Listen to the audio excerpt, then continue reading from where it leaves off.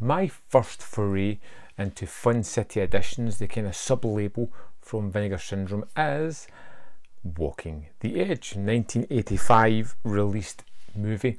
That is, well, it's absolutely brilliant.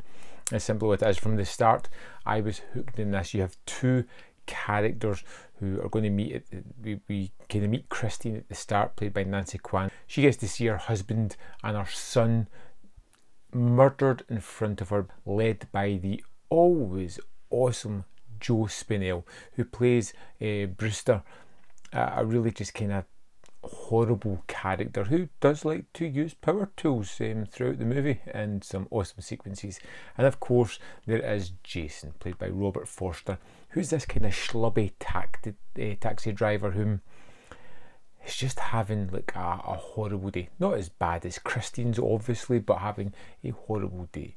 He's working for a money lender, trying to pick up cash. He's not really good at it. He finds out his partner is cheating on him. He just feels as if he's being walked over constantly, and you feel as if he's getting to the edge of that, where he's going to topple over and become a little bit more brutal and less kind of walked over than he has been in the movie so far. He drives a taxi and he picks up Nancy Kwan's Christine character. She asks him for an hour just to drive her to various locations, where it turns out that she's getting revenge and murdering the men that killed her husband and son. Pretty soon things go awry. People get away, and it turns out that both Christine and Jason are now on the run, as these sleazeball gangsters are going to try and kill them both. It's wonderful, it really is. You get two great stories together.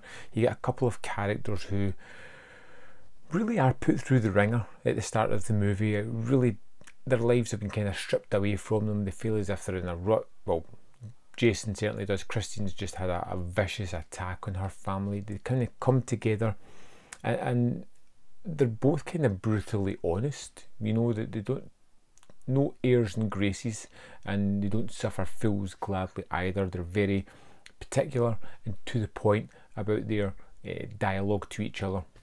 But yeah, it's good to see a connection really grow. There's a particularly awesome moment where they're sitting down having burgers and chips at the table.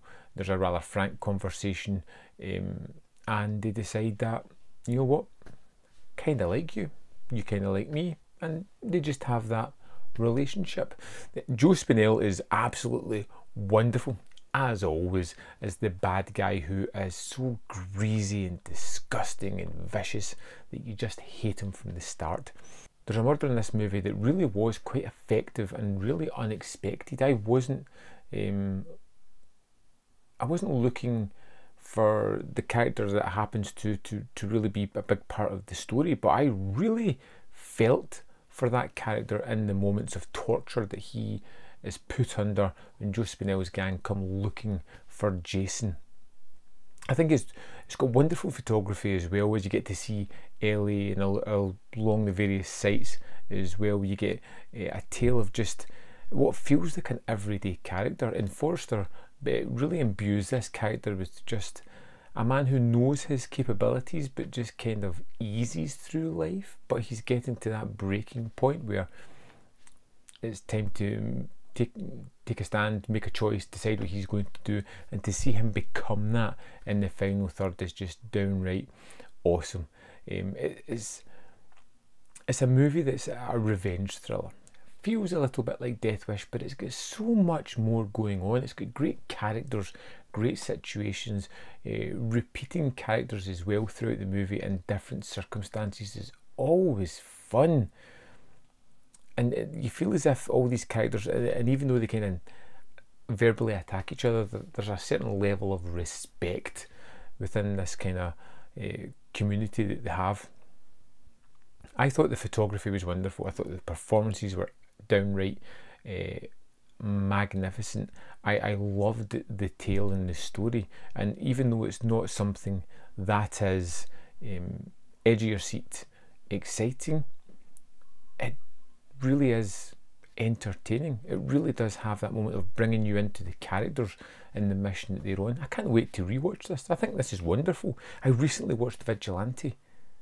I really liked that. Walking the Edge is better. I'd love to know your thoughts on Walking the Edge. Let me know in the comment box below, and I'll see you next time on Man v Film.